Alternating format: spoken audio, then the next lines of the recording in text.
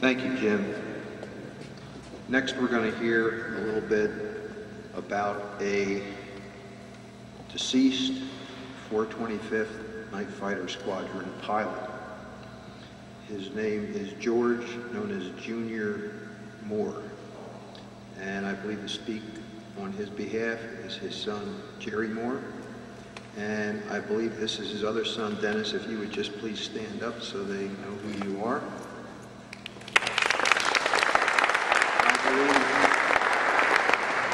I believe most of you are aware of the fact, and for those of you who are not, Jerry is doing a great amount of research about the 425th. He intends to write a book about the 425th. I believe when he leaves here, he's going down to Washington in the archives and research for a while to gain information. So any of you who could possibly help him, or if he calls on you for help in the future, please do the best you can to help him out.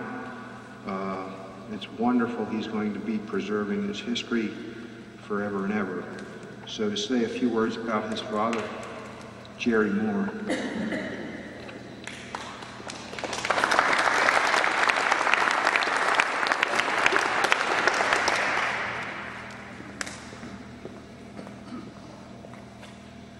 Good morning, Night Fighters. Family. This is kind of hard for me. I have allergies, you'll have to excuse me. Anyway, my dad, he was playing football for the McCook College in Nebraska. And my mom, they were married, and she says, George, you're number 19 on the list to go into the service. And he says, well, what should I do? Well, he decided he wanted to be a pilot, so he went into the Army Air Corps. So he enlisted. Bear with me, please. Anyway, so he enlisted. He ended up at Luke Field, and he ended up in the 2 or 3 places in California. And at that time, he flew a lot of the airplanes that you see out there. And he did have quite a few hours in a P-61 prior to leaving for the European theater. And so anyway, there was 7 of them to pick up their P-61s at the depot at Sacramento. So they went up, they picked them up. 2 of them were slated to go to the Pacific. The other 5 were slated to go to the European theater, of which 2 of them were going to the 425th. I just found out in the Archive Center Monday that one of them was Craig McSadden. He was a replacement pilot along with my dad that went to the 425th. So anyway, the 7 of them were flying, and they were going to their prospective areas to get the airplanes ready for shipment, because they have to do a special mothball type thing and cover them up for protection against the salt water in transit. So, excuse me. Anyway, so there were 7 of them. They were out getting the bugs out of the airplanes, checking everything out, and they were flying along the coast in San Francisco, and somebody had a wise idea. It says, what shall we do before we leave? And so they said, well, there's the Golden Gate Bridge. Let's just fly under it. So one right after another, they just went right underneath the Golden Gate Bridge. Well, the last one was Monty Montgomery. He was, I can't remember what squadron he went to, but he went to the Pacific. He and my dad were in they went together throughout their careers. And I'll talk a little bit about that in a second. But anyway, they got Bonnie's tail number. So anyway, when they got back to base, it was hell to pay, because Monty didn't get his 2nd lieutenant. He was a flight officer, so he was always 1 rank behind everybody else because of that. And he says, now, if you'll tell who those other planes were, we might consider giving you your 2nd lieutenant bars. He says, I don't know what you're talking about. So anyway, so there were the 5 of them. They left together, and they proceeded to Newark. And as they crossed the Rocky Mountains, my dad's port engine lost power. So, you know, the R2800s are really strong, so he throttled up the right one, and he proceeded to try to get the port engine started again. He got it started, but he could get full power out of it, but he was able to, when they refueled, they checked it out, and there was an obstruction in the fuel line. So they got that taken care of. They proceeded to Newark, in which they spent a little time, and their airplanes were then prepared for the trip over on Liberty ships. And there was, I think, 3 of them on one, 2 on another, and of course the pilot, the ROs went together.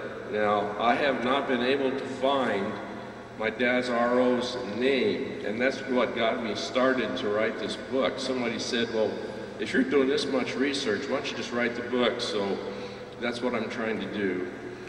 But anyway, on their way, they got word that there were still some submarines, German U-boats in the area, so they were doing the zigzag. And my dad's ship, the pilot zigged when he should have zagged, and they ran into another ship. And my dad told me if it was 1 second later, it would have got his compartment. And there was 12 people killed. At that time, luckily, there was 3 foot of freeboard from where it penetrated the hull of my dad's ship that he was on. So they're able to repair it, and he was able to get to England. And at that time then, that they took the airplanes off, they put them back, got them airworthy, fueled them up, and McSadden and my dad flew to, I think it was Atene. This is where they met up with the 425th. This was in March. My dad was pretty closed-mouthed about what happened during the war. But when we were in South Dakota over a campfire, we were hunting one time, and we had a little bit of JB with us, and he loosened up a little bit, and he was telling a story. He says, I really didn't. I got in towards the end of the war because he got there, I think, his first mission was around the 15th of March. But anyway, he said in April that they were flying, it was about 2 in the morning, and they got an AI, that's an just a minute, it's aircraft intercept. I think that's what it stands for. I'm sorry, I lost, things just went blurry there for a second. And they followed that aircraft behind it, and it was zigzagging. There was no markings on it. They didn't know what it was for sure, and they were very low on fuel. Since they couldn't identify it, they then aborted and came back. And that's the only thing I could ever get out of my dad. He came back to the States. He was actually getting ready to go to the Pacific Theater with the rest of the crew, and then Japan surrendered. So my dad then left the service, I think it was November of 45. He went back to work on the railroad, and then he was recalled for the Korean conflict, and I'll just make this really quick. And so he was recalled, so he started flying a P-51, then he went T-33, then the F-86. After Korea, he went into the F-86D, and then he went to the F-89, the F-94, the F-100, the 101, the 102. Of course, in there he had, I think it was the 37, 38, and 39. He did fly the Goonie Bird a few times also. But his career, what he really liked the best is he was a flight instructor at the Air Force Academy. And he was there for quite a while, and then he went to Vietnam. And he had complications over there when he got back. He lasted another 4 years. So, I'm sorry. I'm going to write a book about it. And so I need some help. Thank you.